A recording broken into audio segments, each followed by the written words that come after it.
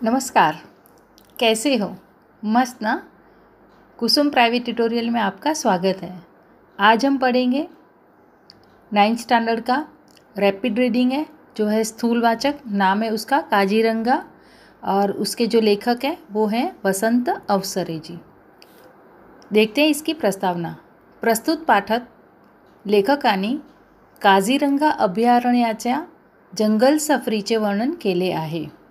यहाँ पर काजीरंगा नाम का जो नेशनल पार्क है, जो सेंचुरी है, उसका वर्णन यहाँ पर किया है लेखक ने।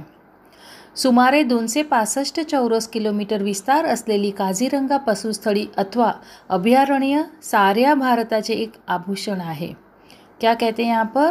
265 चौरस किलोमीटर के अंदर ये पूरा फैला हुआ है और ये जो सेंचुरी है वो भारत का एक भूषण है, अर्थात भारत की ये शान है। एक आफ्रिका सोडल्यास इतके विविध आणि असंख्य पशुपक्षी आसामशिवाय जगाच्या पाठीवर इतरत कुठेच आढळत नाहीत। क्या कहते हैं यहाँ पर? अफ्रीका को छोड़ दिया तो इसके अफ्रीका में एक है, इसके अलावा आसाम के अंदर जो प्राणी है बाकी कहीं पर हमें नहीं दिखते हैं। इतकेच नव्हे तर आसाममध्ये वावरणार काही प्राणी जगाच्या पाठीवर दुसरीकडे कुठेही आढळत नाही। मतलब जो आसाम में जो हैं प्राणी वो जगत में दूसरी जगह नहीं भी हैं। तो देखते हैं ऐसे कौन से प्राणी हैं। तो हुलाक नावाचा एक पुच्छविहीन वानर फक्त आसामातच आढळतो। लेखक क्या कहते हैं यहाँ पर? जो एक ऐसा प्राणी है जो सिर्फ हमें आसाम में ही मिलता है, तो वो एक बंदर है, वो एक माकड़ है जो जिसका पूछ नहीं है। पूछ विहीन मतलब सेफ्टी, बिना सेफ्टी का, सेफ्टी नसलेला, वो सिर्फ हमें आसाम में ही मिलता है। भारताच्या इतर कुठल्याही प्रांतात त्याची वस्ती नाही। त्याचे हुलाक हे नावसुद्धा त्याच्या आवाजावरून पडले आहेत। क्या कहते हैं यहाँ पर? सिर्फ वो भारत में भी सिर्फ आसाम में ही मिलता है, इसके अलावा कोई भी प्रांत, कोई भी स्टेट में वो नहीं है। और उसका नाम भी हुलाक, उसका जो आवाज़ शायद हुलाक हुलाक होगा, इस वजह से उसका नाम भी हुलाक पड़ा है। आसामचे वैशिष्ट्य दाखवणारा दुसरा प्राणी म्हणजे एकच शिंगी गेंडा। राज्य सरकाराचे प्रतीक म्हणून आसामात ठिकठिकाणी त्याचे पुतळे उभारलेले आढळतात। क्या कहते हैं? और एक प्राणी है जो विशिष्ट है, तो उसका वो कौन है? एक शिंगी गेंडा, मतलब जो राइनोसोर हम कहते हैं ना, वो राज्य सरकार का, मतलब स्टेट गवर्नमेंट का वो प्रतीक है। वो हर जगह, अगर हम आसाम में जैसे जाते हैं तो हर जगह में हमें उसका स्टैच्यू मिलता रहता है। पुतळे उभारलेले आढळतात, मतलब हमें वहाँ पर उसके स्टैच्यू मिलते हैं। कोणी म्हणेल हा अगदी निर्बुद्ध प्राणी एखाद्या राजाचे प्रतीक म्हणून का पसंत केला जावे? मतलब किसी को भी एक क्वेश्चन आएगा कि ये निर्बुद्ध है, मूर्ख प्राणी है, इसको राज्य का प्रतीक क्यों किया होगा, मतलब क्यों इसको ये पदवी मिली होगी राज्य का प्रतीक करके। पण प्रथम दर्शनी वाटतो तितका हा प्राणी टाकाऊ नाही। जो हम एक दृष्टि से अगर देखते हैं तो इतना वो निर्बुद्ध प्राणी नहीं है। कोणातरी इंग्रज कवीने गेंड्यावर एक लहानशी कविता करून तो माणसापेक्षा कसा श्रेष्ठ आहे ते दाखवले आहे। एक अंग्रेज कवि ने उसके गेंडे के ऊपर पूरी पोयम लिखी है और पोयम में हमें बताया है कि ये कैसा श्रेष्ठ है ये प्राणी। एखाद्याचा पुतळा पाहणे आणि त्याला प्रत्यक्ष पाहणे यात फार फरक असतो। क्या कहते हैं? अगर हमें किसी का स्टैच्यू देखते हैं और रियल में अगर हम उसको देखते हैं सामने, तो उन दोनों में बहुत फ़र्क होता है। मी तर गेंडा व त्याच्याबरोबर आसाम तले इतर पशुपक्षीही प्रत्यक्ष व जवळून पाहण्याची संधी मिळावी म्हणून काझीरंगाला आलो होतो। क्या कहते हैं? उनको एक अवसर चाहिए था, रियल में उनको पशु पक्षी अपने सामने देखने थे, प्रत्यक्ष देखने थे, इसके लिए वो जानबूझकर काझीरंगा प्रवास के लिए आए थे। अशा ठिकाणी वनपशु बहुधा सकाळी लवकर अथवा सूर्यास्ताच्या वेळी पाहायला मिळतात। लेखक ने ऐसा क्यों कहा है कि ज़्यादा से ज़्यादा जो वन्य पशु होते हैं या तो हमें अर्ली इन द मॉर्निंग दिखते हैं या तो सनसेट होता है तभी दिखते हैं। ऐसा क्यों कहा? क्योंकि वो टाइम पे वो पानी वगैरह पीने के लिए आते हैं। संध्याकाल होती है, सुबह उठने के बाद वो पानी पीते हैं और संध्याकाली पीते हैं, तो वो हमें ज़्यादा वो टाइम पे दिखते हैं। आदल्या रात्री खूप पाऊस पडला होता, तेव्हा सकाळी जर पावसाची बुरबुर चालू राहिली तर जंगलात जाणे कठीण हे मी जाणून होतो। लेखक को पता था कि थोड़ी थोड़ी जो बारिश गिरती है उस वजह से क्या हो जाता है कि मुझे अगर जंगल में जाना होगा तो मेरे लिए बहुत कठिन हो जाएगा, मतलब नामुमकिन हो जाएगा, क्योंकि धीरे धीरे जो बारिश हो रही है इस वजह से। पण माझे नशीब जोरदार होते। दुसऱ्या दिवशी सकाळी आकाश पूर्णपणे निरभ्र होते। क्या कहते हैं यहाँ पर, मैं बहुत नसीबदार था कि जब मैं दूसरे दिन मैं सोच रहा था कि मैं जाऊंगा, उस दिन पूरा आकाश स्वच्छ था, मतलब कोई भी ऊपर आकाश में बादल ऐसे नहीं लग रहे थे कि आज बरसेंगे, मतलब एकदम क्लियर बादल थे। पूर्वेचा वारा पण इतका शांत होता कि जंगलात फिरणाऱ्या जनावरांना आमच्या वासही येणे कठीण होते। देखो यहाँ पर ऐसा क्यों बोला है कि हवा भी बहुत शांत थी। अदरवाइज़ क्या होता है पता है, उन लोगों को ना हमारी जो स्मेल होती है, मनुष्य की जो स्मेल होती है ना, वो एनिमल्स को पता चल जाती है। तो हमारी स्मेल हवा के साथ फ्लो होती है ना, हमारी स्मेल हवा में जुड़ जाती है और उनके प्राणियों के नाक तक आ जाती है। इसके लिए यहाँ पर लेखक ने स्पेशल हमें कहा है की वारा सुद्धा खूप शांत होता, की जंगलात फिरणाऱ्या जनावरांना आमच्या वासही येणे कठीण होते। काझीरंगाची भूमि ही कर्दम भूमि आहे। क्यों बोला है कर्दम भूमि, क्योंकि काजीरंगा अभयारण्य के यहाँ आसाम है, आसाम के यहाँ थोड़ी थोड़ी बारिश होती रहती है। इस वजह से जो ज़मीन है तो वो ज़मीन के अंदर चिखल पड़ी रहती है। इसके लिए यहाँ पर बोला है कि काझीरंगाची भूमि ही कर्दम भूमि आहे। इथल्या कमरे इतक्या चिखलातून फिरणे माणसाला अशक्यच। शिवाय इथे सर्वत्र इतके उंच गवत वाढलेले असते की त्यात हत्तीवर बसलेला माणूसही लपून जातो। क्या उसकी विशेषता यहाँ पर बताई है, एक तो चिक्कल होता है, अगर हम कमर तक हमारी चिक्कल होती है, मतलब हमारे पाँव तो अंदर ही फिसल जाएंगे, हमारा चलना तो मुसीबत भरा ही होता है, हम चल नहीं सकते। इसके अलावा क्या बोला है कि जो अगर हम हाथी के ऊपर भी बैठे, देखो सोचो आप कि हाथी कितना हाइटेड होता है, अगर हम उसके ऊपर बैठे हैं ना तो भी कई बार हम नहीं दिखते हैं, तो वैसी वहाँ हालत होती है। मतलब गवत भी इतना, जो ग्रास रहता है वो भी इतना बड़ा होता है कि हम अगर हाथी के ऊपर भी बैठे होंगे ना तो हमें दिखाई नहीं देगा। प्रवाशांना या जंगलात फिरवून आणण्यासाठी आसाम सरकाराने 15-20 हत्ती खास शिकवून तैयार ठेवलेले आहेत। देखो यहाँ पर जो स्टेट गवर्नमेंट है वहाँ की, उन्होंने लोगों के लिए सोचा कि अगर जिसको भी ये जंगल की सफारी करने अगर आना होगा तो वो लोग क्या करेंगे, इतने चिखल इतनी ज़्यादा है, इतने बड़े बड़े ग्रास हैं, तो फिर उन्होंने क्या किया, वहाँ के जो भी हाथी थे उन हाथी को उन्होंने ट्रेन किया है। मतलब वो अगर हमें सफारी करनी है तो वहाँ व्हीकल तो कोई चलेगा नहीं, तो हमें किसके ऊपर जाना पड़ेगा, कंपलसरी एलिफेंट के ऊपर। तो इन्होंने ऐसी सुविधा कर रखी है कि जंगल में अगर हमें घूमना है तो हम जंगल जो हाथी हैं उनके ऊपर बैठकर हम सवारी कर सकते हैं। हे हल्ली वन पशूच्या घाबरत नाहीत व दाट गवतातून ते मार्ग काढू शकतात। साधारण ऐसा समझ है लोगों, मतलब यहाँ क्या समझ में आता है कि ये जो हाथी हैं, जो सरकार ने इन हाथियों को जिनको उन्होंने ट्रेनिंग किया है, वो हाथी कैसे हैं, जो वन्य पशु से घाबरत नहीं, मतलब वो जो जंगली जानवर होते हैं उनसे वो डरते नहीं हैं। और दूसरी बात कि दाट गवतातून ते मार्ग काढू शकतात, मतलब अगर गहरा जहाँ वहाँ पर बहुत अगर ज़्यादा ग्रीनरी है, ज़्यादा बहुत बड़ा बड़ा ग्रास है, तो भी उनको पता चल जाता है कि कौन सी ओर हमें जाना है और रास्ता कहाँ से कहाँ निकलता है। असं समज आहे की गेंडा हत्तीच्या अंगावर चालून जातो, पण शेजाऱ्याला निष्कारण त्रास देणे वन्य पशूंच्या रक्तात नसते। देखो कितनी बड़ी बात यहाँ पर की है कि ऐसे देखने जाए तो हत्ती और गेंडा अगर सामने सामने मिलते हैं ना तो भी अपना रास्ता निकाल कर वो चले जाते हैं। मतलब जो गेंडा है या तो कोई भी वन्य पशु है, अगर हम उसको परेशान नहीं करेंगे तो हमें वो लोग तकलीफ़ नहीं देते हैं। मतलब निष्कारण, मतलब उनकी ज़रूरत नहीं, अनावश्यक वो कभी भी किसी को भी हार्म नहीं करते हैं। गेंडा देखील या नियमाला अपवाद नाही, मतलब गेंडा भी ऐसा ही है कि किसी को बिना कारण त्रास नहीं देता है। क्वचित केव्हा तरी एकटा असलेला गेंडा समोर येणाऱ्या पशुवर धडक मारायला निघतो। कभी कभी ऐसा हो सकता है कि जब वो अकेला अगर होता है तो किसी के ऊपर वो वार करता है. पण एकल कोणपणाचे पर्यवसान तिरसटपणात झाले नाही तरच नवल.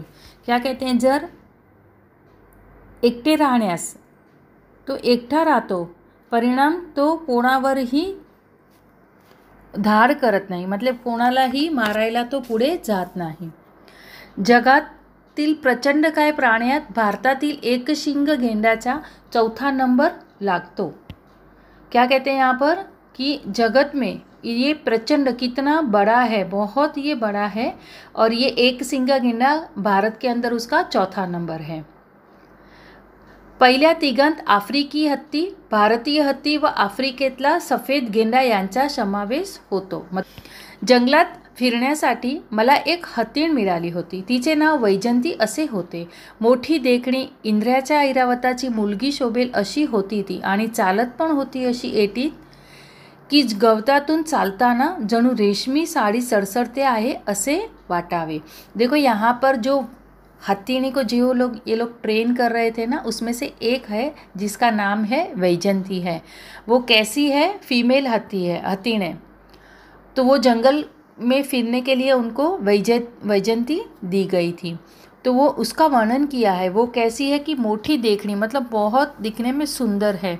इंद्राच्या ऐरावतीची, इंद्राच्या मतलब जो इंद्र देव हैं, इंद्र जो देव राजा है उनका जैसा हाथी है. ऐरावत का अर्थ है हाथी.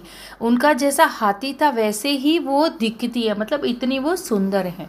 और वो जो चलती है तब एटीथ मतलब अपने रुआब से चलती है, अपने एटीट्यूड से वो चलती है. और वो जब चलती है तभी ऐसे लगता है कि जैसे कोई रेशम की साड़ी चमक रही है, वैसी वो लगती थी.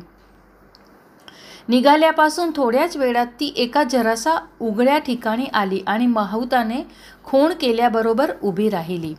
जैसे वो चल रही थी, लेकिन जो माहुता मतलब जो हत्ती के ऊपर सवारी करने वाला, जो खुद उसका मालिक होता है, हत्ती को चलाने वाला, उसको माहुता कहते हैं.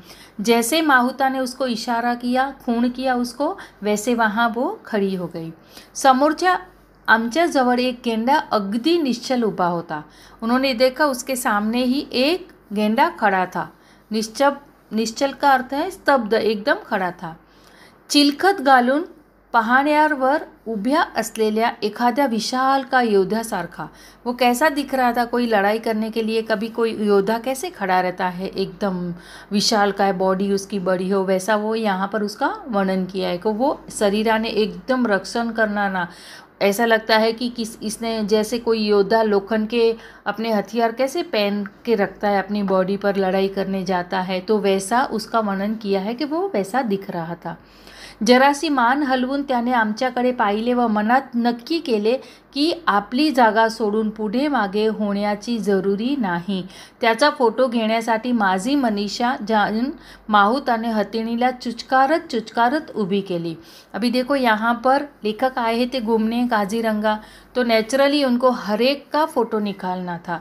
तो ऊपर का जो उसका माहुत था वो समझ गया कि लेखक को यहाँ पर फ़ोटो निकालने, इसके लिए उसने अपनी जो हत्तीणी थी, जो वैजंती थी, उसको आवाज़ दिया, चुचकारत मतलब उसको आवाज़ दिया. वो वहाँ पर ऐसे ही खड़ी हो गई. मी गेंड्याचे मनसोक्त फ़ोटो घेतले. मी मतलब यहाँ पर लेखक ने जितने उनका मन भरे उतने उन्होंने फ़ोटो उसके निकाले. त्या माहुताकडून 2 गोष्टींची माहिती मिळाली. अभी कौन सी 2 चीज़ों की बातम्या उनको मिलती है, तो एक, बाजारात गेंड्याच्या नाकावरील शिंगाची किंमत जवळजवळ 2000 रुपये इतकी असते.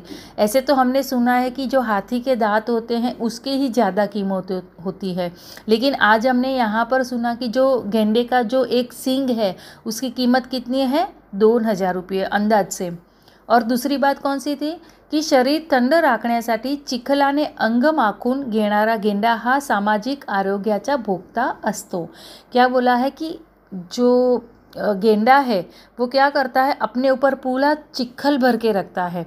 ऐसा वो क्यों करता है, क्योंकि उसको उसकी जो बॉडी है वो हीट, बॉडी गर्म होती है, इस वजह से वो क्या करता है, अपने आप को चिखल से भर के रखता है ताकि उसको ठंडा मिले, उसकी बॉडी ठंडी हो, इसके लिए. सबंध मोठ्या जंगलात फक्त एकाच ठिकाणी जाऊन तो आपली विष्ठा टाकतो.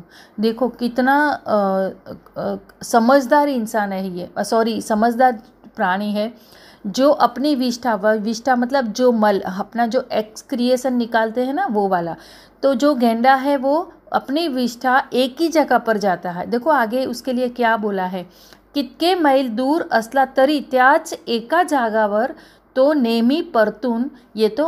गाण वाटेत तिथे टाकू नये, शेजाऱ्यां पाजाऱ्यांना त्रास होऊ नये, असे वागून नये हे समजणारा गेंडा निसंशय शहाणा महटला पाहिजे.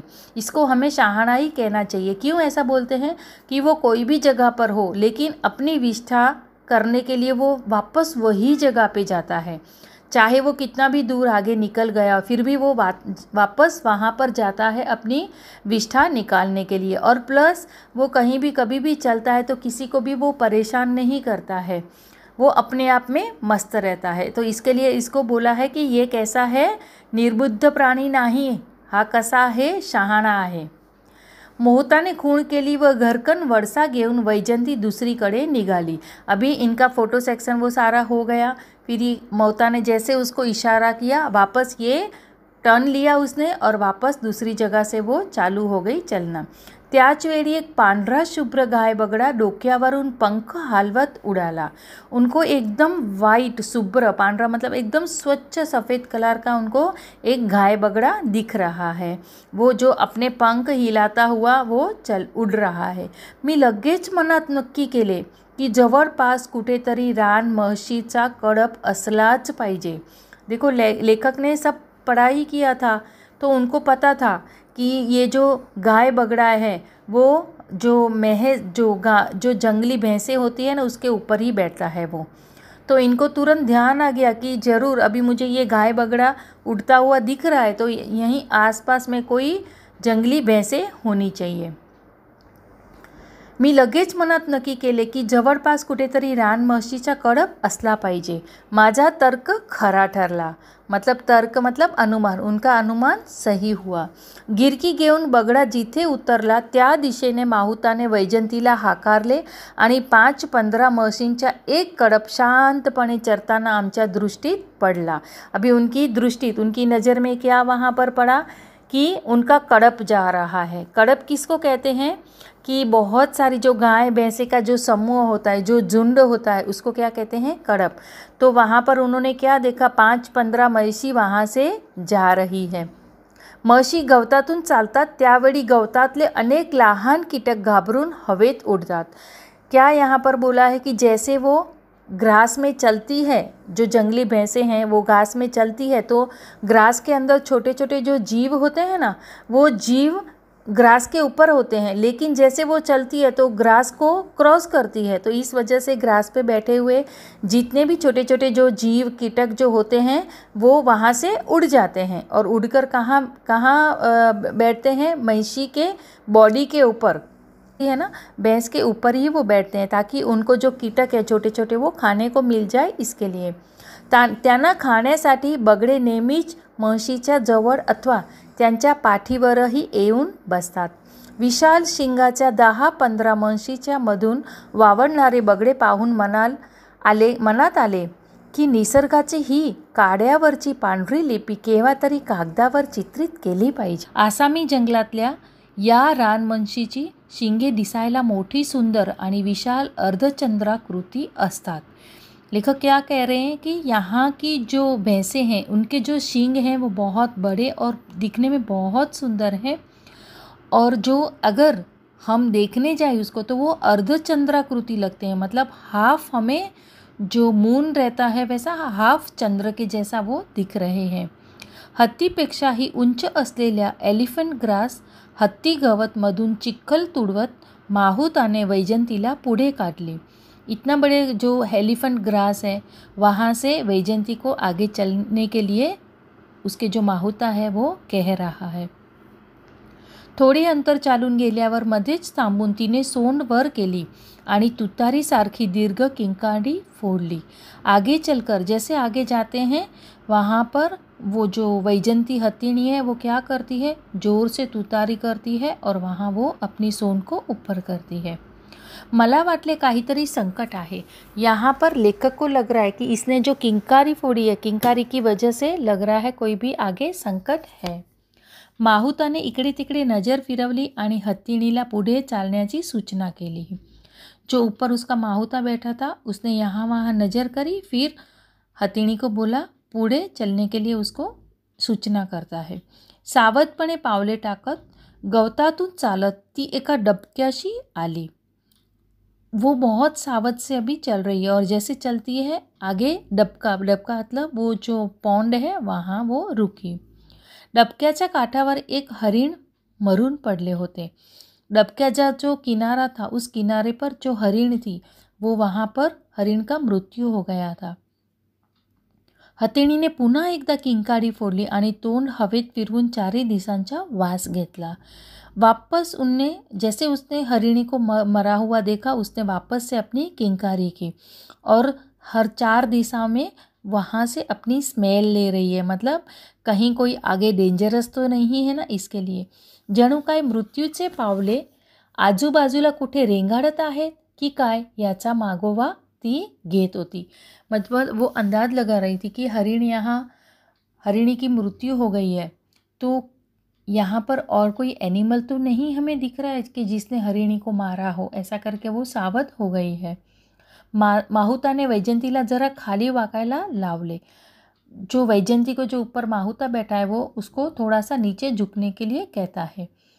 आपल्या सोबत्याला खाली उडी मारायला सांगितले। अभी माहुता के साथ लेखक थे और लेखक के साथ उसका और एक साथीदार था। उसको बोला कि थोड़ा नीचे तो उड़ी मारकर नीचे देख कि आगे कुछ डेंजरस है या नहीं, हरिणी का कैसे मृत्यू हो गया है वो तो देख। त्या सोबत्याने खाली उतरून हरण्याच्या प्रेताचे निरीक्षण केले। हरिणी का जो प्रेत था, जो बॉडी थी, उसका निरीक्षण उसने किया। कुठल्या तरी प्राण्याने छातीत शिंग खुपसून त्याची हत्या केली होती। किती नाजूक सुंदर जीव, पण जनावरांच्या एका आंधळ्या वेड्या लहरीबरोबर चक्काचूर झाला त्याचा। माझे मन क्षणभर बगीर झाले। इन्होंने जब देखा, लेखक ने, यहाँ पर को जो नाजुक और सुंदर जीव हरिणी का जो मृत्यु हो गया था, इस वजह से उनका मन थोड़ी देर के लिए भर आया। काजीरंगाच्या विस्तीर्ण वनप्रदेश तुडवत आणि भिजलेल्या वाऱ्यावर मंद मंद गतीने तरंगत गिरक्या घेणारा जमिनीचा व गवताचा वास हंगत वैजंती प्रवासी बंगल्याच्या दिशेने चालू लागले। अभी वो जो मंद गति से धीरे धीरे आगे चल रही है और अभी कौन से हर जगह का थोड़ी थोड़ी जो गवत है वहाँ से वो स्मेल लेकर आगे जो प्रवासी बंगला है वहाँ पर वो चल रही है, वो दिशा में। कोण जाने, पण वाटेत पुन्हा ती थबकली। क्या हुआ पता नहीं, वापस वो आगे चलकर रुक गई आणि त्याच वेळी समोरून हरणाचा एक कडप उड्या मारत पड़त पड़त निगुन गेला। वो रुक गई, उसको पता चला कि आगे कुछ आवाज़ आ रही थी और देखा तो सही में जो 10-15 हरण था वहाँ से उडी मारकर आगे निकल रहे थे। त्या हरणाकडे पाहून एका विलक्षण समाधानाने माझे मन भरून आले। लेखक का मन बहुत खुश हो गया जब इन्होंने इन हरणों का कडप देखा तभी। त्यांचा तो कडप सारंगाचा आहे असे मनाला वाटू लागले।